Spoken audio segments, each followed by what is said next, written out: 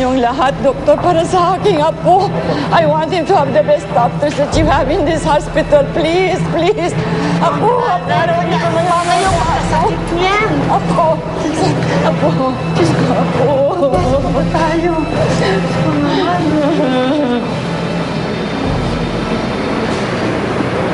Ang balita kay Lynette. Ano, natabo na ba siya? Yun pa. NSU na yun. Namatay kasi yung asawa ni Philip. Kaya ayun, nagtanan yung dalawa. Sana nga natabunan na lang. Para at least di ko na kailangan magbayad. Eh malay ko ba? Kung alam ko lang nalilindol, eh di sana. Ako ba? Baka may makarinig sa'yo. Ika nga dito. Kapag namatay si Jacob, eh di ikaw na magiging tagapagmana ni Lola Ana. Ako ang magiging reyna. At itong si Carla ang magiging prinsesa ng mansyon. Diba?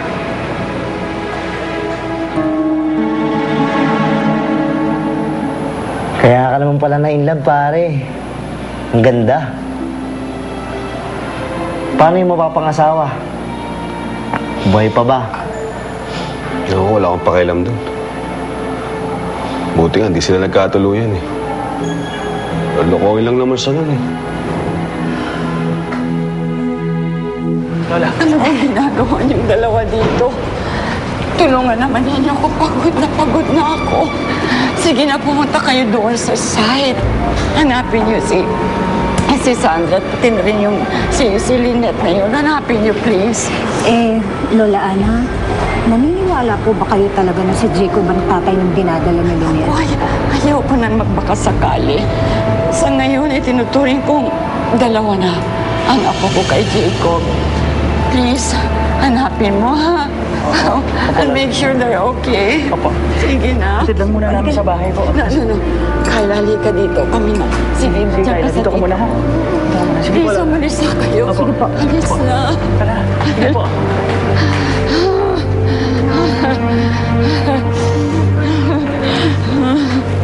Isang kasalan ang nauwi sa Crehensya matapos bumuo ang St. Patrick Church dahil sa nakaraang linggo.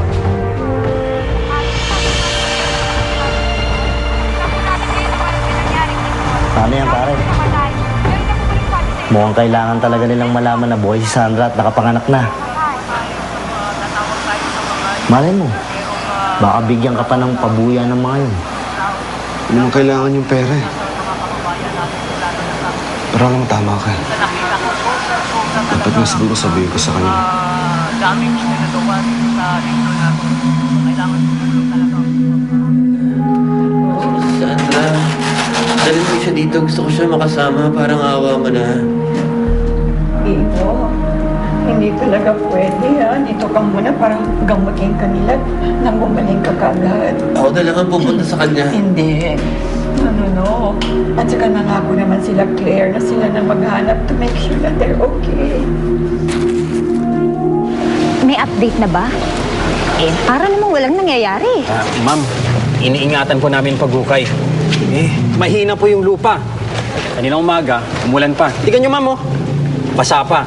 Pero ma'am, kapag tuloy-tuloy yung pagulan, sigurado ako, lalambot yung mga semento. At mas delikado yon. Baka gumuho at tuluyan ang maiipit yung mga tao na nasa baba, yung mga buhay pa. Okay, sige. Uuwi na lang muna kami. Pero pakitawagan ko kapag meron ng nahukay sa mga bangkay. Oh, kahit mga buhay. Kahit ano, ha? Sige, sir. Mabalita ko na lang sa inyo, sir. Sige po. Salamat. Sige, sir. Salamat. Hindi na dapat na mailigtas pa si Sandra. Sa atin na mapupunta mga kayaman, matanda, pag nagkataon. Pero Claire, baka nakakalimutan mo, buhay pa si Jacob. Ano ba sa palagay mo ang mararamdaman niya kapag nawala si Sandra at ang anak niya? Huwag mo nang isama si Lynette. Dahil I'm sure, hindi naman makaka-function yun. At pagkatapos, ikaw ang igugro ni Lola Ann para mamahalan ng mga negosyo niya. Kaya hindi na dapat mabuhay pa si Sandra. Pagdasal ka na, Desmond. Kanina naman ako magdadasal, Claire, ha? Kay Satanas. Bahala na. Paano kung nabubuhay pa si Sandra? Ha? Siguro hindi pa niya oras. Alam mo, duwag ka talaga eh. Di bale, ako na lang ang magdadasal. Basta humanda ka na lang sa pagsulo kapag pumapalpak na yan, Jacob na yan sa mga trabaho niya, ha? Sige na, sige na. Sir, may naiwan pa bang kamag-anak dito yung ikakasal? Kakasal? Hindi ko alam yun. Busy kami dito. Sige na. Ako! Manugang ako ni Lola Ana. Sino ka? Ako si Simeon. Ako yung nagdala Ano, kay meron ba Sandra dyan? sa klinik. Nanganak na siya pero wala pa rin siyang malay. Ha? Nasan siya? Sa klinik lang, malapit dito. Pwede mo ba ako samahan? Oh, sige, tara. Dito ka lang, ha? Tara. Ha? Talaga? Saglit, sabihin. Sandali. Doña Ana. Doña Ana. May nakita raw akong survivor dun sa ilalim. Babae daw mo. Kausapin mo si Desmond. Baka si Sandra na yun. Ikaw na lang, kausapin mo si Desmond. Sabihin mo na lang, keep us updated Okay. kung anong nangyayari. Sige na. Hello, Desmond. Desmond. Iho, magdasal na lang tayo, ha? Yun lang magagawa natin para kay Sandra. Bakit niyo ba kami pinahihirapan? Hindi ba karapat-dapat sa kanya?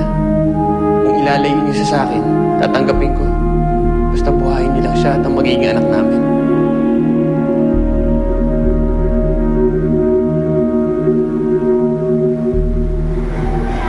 Pasok. Okay, pare. Lalabas na muna ako.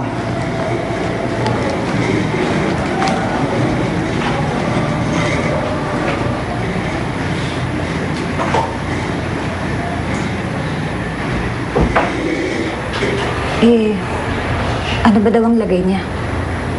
Matindi kasi yung sugat niya sa ulo. May mga test pa na gagawin pag-gising niya.